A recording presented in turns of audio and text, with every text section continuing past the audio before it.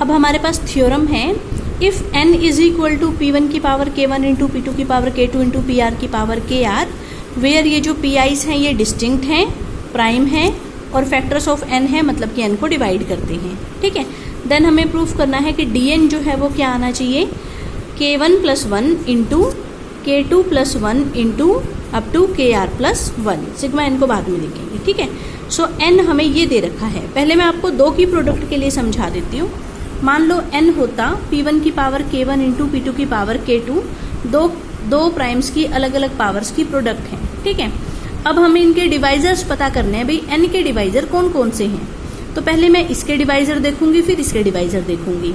इसके डिवाइजर हैं 1 P1 square से लेके P1 की पावर K1 तक, और इसके डिवाइजर हैं 1 P2 स्क्वायर से लेके P2 की पावर K2 तक। ये मैंने कैसे लिखे, देखो मान लो अगर आपसे कोई पूछे 2 की पावर 3 मतलब कि 8 के डिवाइजर्स बताओ, तो आप सीधा क्या कहोगे, 1, 2, 4 और 8। 1, 2 का मतलब 2 की पावर 1, 4 का मतलब 2 की पावर 2, 8 का मतलब 2 की पावर 3। तो 2 की पावर 3 को कौन कौन भाग करता है, 1, 2 की पावर 1, 2 की पावर 2 और 2 की पावर 3। इसी तरह से P1 की पावर K1 को कौन कौन डिवाइड करेगा, 1 P1 का स्क्वायर, P1 की क्यूब से लेके P1 की पावर K1 तक। ऐसे ही इसके ये डिवाइजर्स हो गए। लेकिन जब हमें इनकी प्रोडक्ट के डिवाइजर्स पता करने हैं तो ये सारे डिवाइजर्स आपस में मल्टीप्लाई हो जाएंगे। ठीक है, तो पहले मैंने 1 को इन सब से मल्टीप्लाई किया तो ये आ गए, फिर मैंने P2 को इन सब से मल्टीप्लाई किया तो ये आ गए, फिर मैंने P2 के स्क्वायर को इन सब से मल्टीप्लाई किया तो ये आ गए, और लास्ट में फिर मैंने P2 की पावर K2 को इन सब से मल्टीप्लाई किया तो ये आ गए। ठीक है, तो ये सारे डिवाइजर्स हैं किसके, n की। ठीक, जैसे कि मान लो n होता 2 की पावर 3 और 3 की पावर 4। 2 की पावर 3 के ये 4 डिवाइजर्स हैं और 3 की पावर 4 के ये 5 डिवाइजर्स हैं। लेकिन इनकी प्रोडक्ट के जब हमें डिवाइजर्स निकालने हैं तो इनके जो डिवाइजर होंगे उसमें कुछ पावर 2 की होगी, कुछ पावर 3 की होगी। जो 2 की पावर है वो 0 से 3 के बीच में होगी, और जो 3 की पावर है वो 0 से 4 के बीच में होगी। ठीक है, और कुछ भी हो सकती है। तो देखो इन सबको हम मल्टीप्लाई करते हैं। पहले इस 1 को सबसे मल्टीप्लाई किया, ये आए, फिर 3 को सबसे मल्टीप्लाई किया, ये आए, फिर 3 के स्क्वायर को सबसे मल्टीप्लाई किया तो ये आए, फिर 3 की क्यूब को पहले 1 को सबसे किया, फिर 3 को सबसे किया, फिर 3 के स्क्वायर का रह गया इसमें। ठीक है, 3 का स्क्वायर इंटू 1, 3 का स्क्वायर इंटू 2, 3 का स्क्वायर इंटू 2 का स्क्वायर एंड 3 का स्क्वायर इंटू 2 की क्यूब। ये 3 के स्क्वायर वाले आ गए, ये 3 की क्यूब वाले आ गए, ये 3 की पावर 4 को जब मल्टीप्लाई किया तो इसके जो फैक्टर्स हो सकते हैं वो यही सारे होंगे। उनमें 2 की कुछ पावर होगी, 3 की कुछ पावर होगी, 2 की पावर 0 से 3 तक हो सकती है और 3 की पावर 0 से 4 तक हो सकती है। तो ये सारे डिवाइजर्स हैं। 2 की 3 पावर से एक्स्ट्रा नहीं जाएगी और 3 की पावर 4 से फालतू नहीं जाएगी, मतलब मैक्सिमम पावर तो ये आएगी 2 की 3 और 3 की 4। बाकी कम कम पावर वाले जितने पॉसिबल कम्बिनेशन है वो सारे इनके डिवाइजर्स हैं। ठीक है ना, तो इसके जब हमें यहाँ डिवाइजर पता करने थे तो हमने इन सब की मल्टीप्लाई कर दी। पहले 1 को सबसे, फिर P2 को सबसे, फिर P2 के स्क्वायर को सबसे, फिर P2 की पावर K2 को सबसे। ठीक है, अब हमें ये पता लगाना है dn का मतलब ये सारे डिवाइजर्स काउंटिंग में हैं कितने। ये काउंटिंग में कितने हैं, K1 प्लस 1, क्योंकि P1 की पावर 1 अगर यहाँ से यहाँ तक गिनते तो K1 होते, एक और है तो ये कितने हो गए, K1 प्लस 1। ये भी काउंटिंग में कितने हैं, K1 प्लस 1। ये भी काउंटिंग में कितने हैं, K1 प्लस 1। ये भी काउंटिंग में कितने हैं, K1 प्लस 1। और ये K1 plus 1 K1 plus 1 K1 plus 1 कितनी बार जुड़ रहा है, कितनी बार जुड़ रहे हैं, जितनी बार ये होंगे।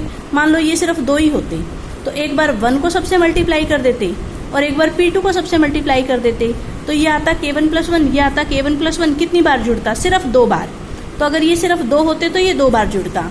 अगर ये 3 होते तो पहले 1 के लिए ये चीज़ आती, फिर P2 के लिए आती, फिर P2 के स्क्वायर के लिए आती। बस अगर ये 3 होते तो ये K1 plus 1 K1 plus 1 K1 plus 1 कितनी बार जुड़ता, 3 बार जुड़ता। लेकिन ये काउंटिंग में हैं कितने, ये हैं काउंटिंग में K2 प्लस 1। इसका मतलब K1 plus 1 K1 plus 1 K1 plus 1 कितनी बार जुड़ रहा है, K2 प्लस 1 टाइम्स ये चीज़ जुड़ रही है। तो अगर आप 5 को 4 बार जोड़ोगे तो वो आएगा 4 गुना 5।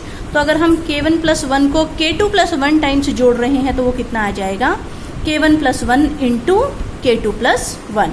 ठीक है, तो इट मीन्स अगर n की वैल्यू है P1 की पावर K1 इंटू P2 की पावर K2 तो dn कितना आएगा, जितनी ये पावर थी उससे 1 ज़्यादा जितनी ये पावर थी उससे एक ज़्यादा और उन दोनों की प्रोडक्ट। अब ये चीज़ बुक में देखो सीधी बता दी है।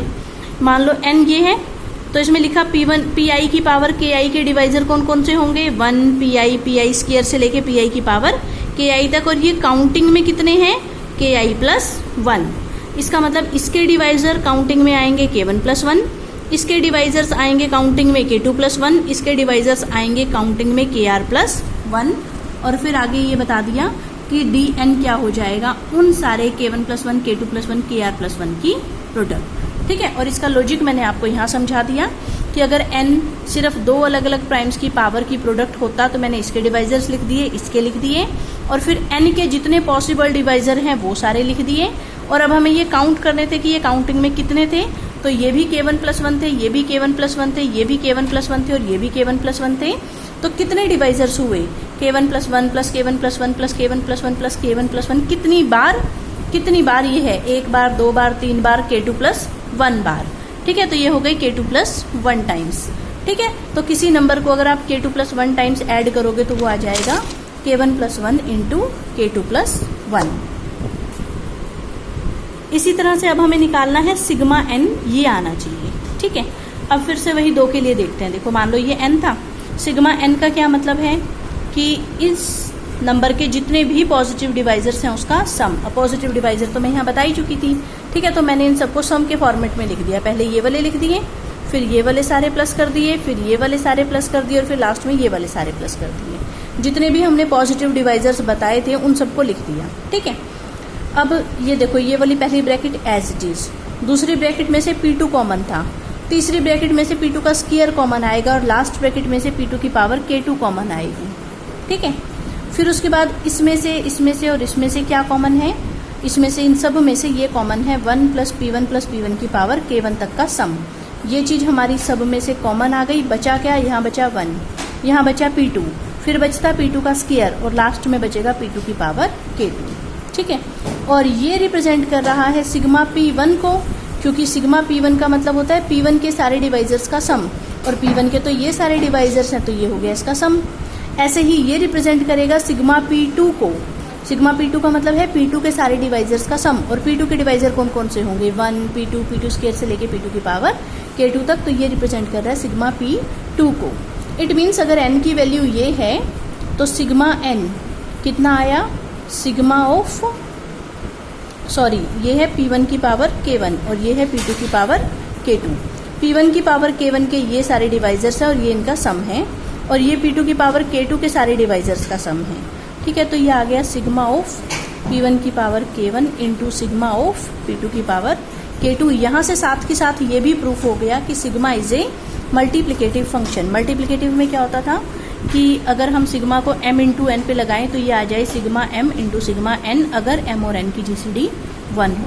अगर m और n की GCD 1 हो तो सिग्मा mn इसके बराबर आना चाहिए। यहाँ पर इन दोनों की GCD 1 थी और सिग्मा को हमने इनकी प्रोडक्ट पे लगाया और सिग्मा दोनों पे अलग अलग लग गया। So sigma is a multiplicative function. और सेकेंडली ये एक GP सम है और ये भी GP में सम है, तो इसके सम का फॉर्मूला लगा दिया। ठीक है, a plus A R square. ठीक है, तो इनके सम का देखो यहाँ फॉर्मूला लगा दिया, तो ये आएगा इनके सम का फॉर्मूला PI की power KI plus 1 minus 1 by PI minus 1। तो इनकी जो वैल्यूज़ है वो सबकी पुट कर दी। जैसे यहाँ पर वैल्यू आ जाएगी P1 की power K1 plus 1 minus 1 by P1 minus 1, GP series के सम का फॉर्मूला यहाँ आ जाएगा P2 की power K2 plus 1 minus 1 by P2 minus 1। ठीक है, अब इसका बुक में से प्रूफ देखो। यहाँ लिखा है कि PI की पावर KI के ये सारे डिवाइजर्स हैं और इसके डिवाइजर्स का सम मतलब कि इन सारों का सम जो कि ये आ जाएगा, और सिग्मा n का मतलब है n के जितने डिवाइजर्स हैं उनका सम, और फिर सीधा इसका ये फॉर्मूला बता दिया। जैसे मैंने 2 के लिए आपको खोल के बता दिया कि अगर n 2 प्राइम्स की पावर्स की प्रोडक्ट है तो सिग्मा n ये आ रहा है। ठीक है, या फिर सिग्मा n ये आ रहा है, और इसमें भी GP के सम का फॉर्मूला लगा दो, इसमें भी GP के सम का फॉर्मूला लगा दो। 2 के लिए ये चीज़ कैसे आई वो मैंने बता दी। और ज़्यादा की अगर प्रोडक्ट है तो बुक में सीधा लिख रखा है कि भाई अगर n है P1 की पावर K1, P2 की पावर K2 से लेके PR की पावर KR, तो उन्होंने इसको सीधा बता दिया कि पहले ये आएगा, फिर इनटू में ये आएगा, फिर इनटू में आएगा 1 plus P3 up to P3 की पावर K3, और लास्ट में आएगा 1 plus PR up to P R की पावर के आर। ठीक है, 2 के लिए समझ में आ जाएगा, तो वैसे ही 3 की प्रोडक्ट और वैसे ही आर की प्रोडक्ट के लिए ये एप्लीकेबल हो जाएगा। ठीक है, और इसी थ्योरम में हम ये भी कह सकते हैं कि D is also a multiplicative function, क्योंकि इन दोनों की जीसीडी आपस में 1 थी और D ऑफ n आखिरी में इनकी प्रोडक्ट आया था। K1 प्लस 1 किसको रिप्रेजेंट करता है? D ऑफ P1 की पावर K1 को, क्योंकि इसके डिवाइजर्स थे ये सारे, जो कि काउंटिंग में कितने हैं? K plus 1, K1 plus 1। और ऐसे ही K2 प्लस 1 क्या था? ये P2 की पावर K2 के जितने डिवाइजर्स हैं वो काउंटिंग में कितने थे? K2 plus 1। तो ये है D ऑफ P2 की पावर K2। इसका D निकालने का मतलब कि इसके कितने डिवाइजर हैं? इसके कितने डिवाइजर थे? K2 plus 1। तो K2 प्लस 1 की जगह हमने ये लिख दिया। इसका मतलब D को हमने प्रोडक्ट पे लगाया और D जो है वो दोनों प्राइम्स पे अलग अलग लग गया। सो यहाँ से भी हम ये कह सकते हैं कि क्योंकि इन दोनों की जीसीडी आपस में 1 थी और D को हमने प्रोडक्ट पे लगाया और D दोनों पे अलग अलग लग गया, सो D is a multiplicative function.